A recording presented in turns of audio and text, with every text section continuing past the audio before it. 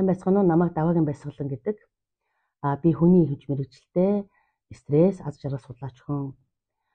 2012 онд нэгдсэн үндэсний байгууллагын ерөнхий ассамблеэгээс жил бүрийн 3 сарын 20-ны өдрийг аз жаргалын өдөр болгон тунхагласан.